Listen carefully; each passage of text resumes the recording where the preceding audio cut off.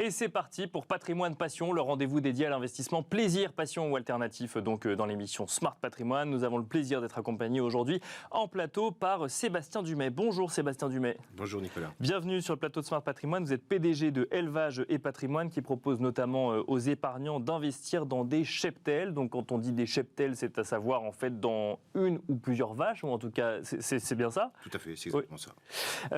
On va essayer de comprendre ensemble un petit peu ce que veut dire un investissement comme celui-là, mais peut-être un mot d'abord sur la nouvelle mesure de défiscalisation prévue dans le budget 2024 qui vient donner un petit coup de pouce à la profession, si je ne dis pas de bêtises, et donc par ricochet peut-être intéressante pour les investisseurs. Vous avez raison, le président de la République et le gouvernement ont mis un focus depuis plusieurs années sur la souveraineté alimentaire. Ça part de là en fait. La souveraineté alimentaire, c'est pas un vain mot. Il faut comprendre qu'en 2027, on va devoir importer du lait, ce qui ne s'est jamais vu. C'est la première fois, si on continue comme ça. Et on a déjà commencé à importer de la viande. D'accord. Donc si vous voulez que vos enfants, vous-même, vos familles, vos amis mangent chinois, d'accord, c'est vers ça qu'on tend. Donc tout le monde fait le maximum.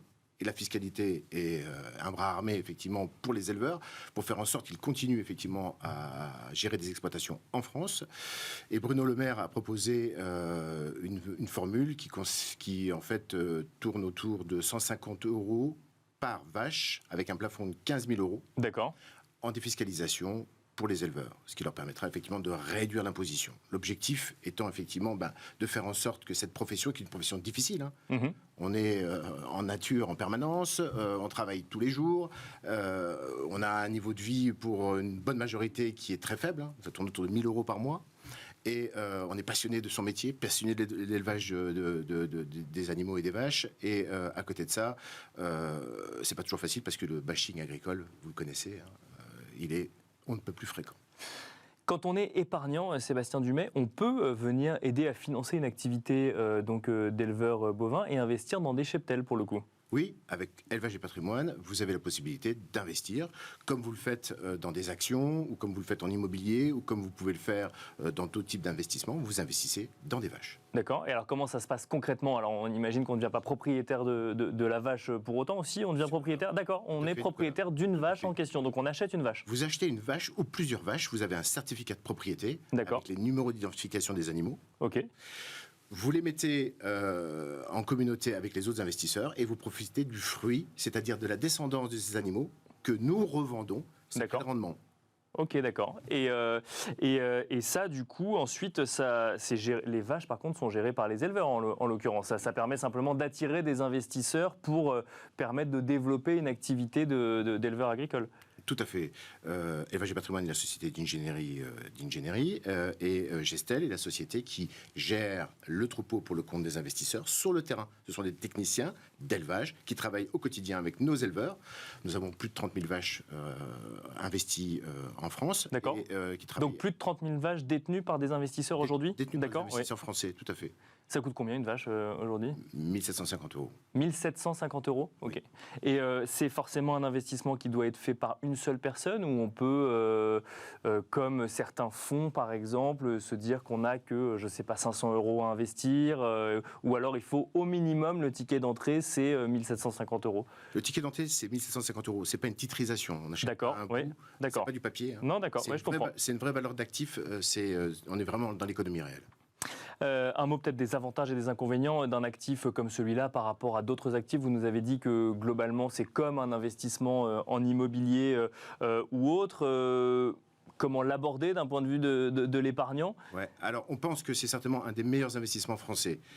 Pour la simple et bonne raison, c'est qu'il coche les avantages que recherchent les investisseurs de notre époque. D'accord. C'est-à-dire 3 grandes familles d'avantages, vous les connaissez Nicolas. Le premier, c'est combien ça rapporte lorsque j'investis. Oui, c'est la question que se pose beaucoup d'épargnants, quel que soit l'actif. Oui. Voilà, donc là c'est 6% par an. D'accord. C'est le combo rentabilité plus défiscalisation. S'ajoute à ça, comme vous l'avez souligné, l'augmentation, la valeur nominale de la vache, plus de 10% ces dernières années. Premier avantage. Deuxième avantage, les investisseurs d'aujourd'hui se disent je veux être utile, bien entendu, et dans l'utilité, ce que j'aimerais, c'est de pouvoir également avoir un produit qui soit vert. Donc nous investissons dans l'agriculture, et dans l'agriculture, pour la souveraineté alimentaire, j'en ai parlé juste avant. À côté de ça, nous sommes article 8 de la SFRD européenne, la certification européenne, qui nous permet effectivement... Élevage et patrimoine, du coup. Élevage et patrimoine et Gestel, qui nous permet effectivement de proposer des produits sur lesquels nous avons des focus sur à la fois le social et l'environnemental. Enfin, dernier avantage, c'est est-ce que j'ai intérêt à investir chez Élevage et Patrimoine? Est-ce que je prends un risque? On existe depuis 1972. Plus de 50 ans, nous faisons ce produit-là. Et nous avons un numéro d'enregistrement AMF. Nous sommes 5-6 sociétés en France à être classées en biens divers auprès de l'autorité des marchés financiers. Les risques, vous les avez mentionnés, c'est quoi les risques de ce type d'investissement pour un épargnant? Le principal risque, c'est que sa vache meurt. D'accord. Elles sont toutes assurées. Ok. D'accord, parce que les accidents arrivent, bien entendu. Et donc, toutes les vaches de nos investisseurs sont assurées. Oui, parce qu'effectivement, ce n'est pas un investissement diversifié. Comme on est propriétaire d'un actif, effectivement, tout est misé sur l'actif. Mais ce que vous nous dites, c'est que c'est assuré derrière. Exactement. Ça se démocratise, l'investissement en cheptel, ou au contraire, c'est peu connu encore aujourd'hui en France? Ça se démocratise parce que alors, on a une chance, mais une grande faiblesse, c'est que le troupeau est limité. Et comme nous vendons des actifs physiques, on a plus de demandes que d'offres. D'accord, ouais. Voilà. Plus de demandes que d'offres aujourd'hui? Plus de demandes que d'offres. Et le cheptel français allant en décroissance, ça va ne faire que s'accélérer. Est-ce que, alors effectivement, c'est toujours la question qu'on se pose quand on est dans de l'investissement passion, c'est qu'il y a l'épargnant qui gère son argent et qui l'investit effectivement dans des causes qui lui sont plus ou moins chères, ou en tout cas dans des choses qui peuvent le passionner ou non. Donc là, effectivement, on parle des cheptels. Est-ce que quand on investit dans un cheptel, on a un lien particulier, on se déplace, on rencontre sa vache, l'éleveur, ou au contraire, ça reste un investissement de loin, simplement dans une cause qui nous tient à cœur? Alors c'est très demandé.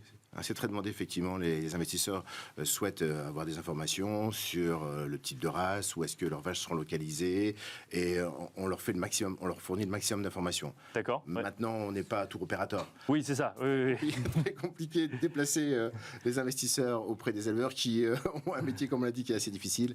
Mais de temps en temps, on le fait dans des cas très particuliers. Merci beaucoup Sébastien Dumay d'être venu sur le plateau de Smart Patrimoine. Je rappelle que vous êtes PDG de Élevage et Patrimoine. Et quant à nous, on se retrouve tout de suite dans Enjeu Patrimoine.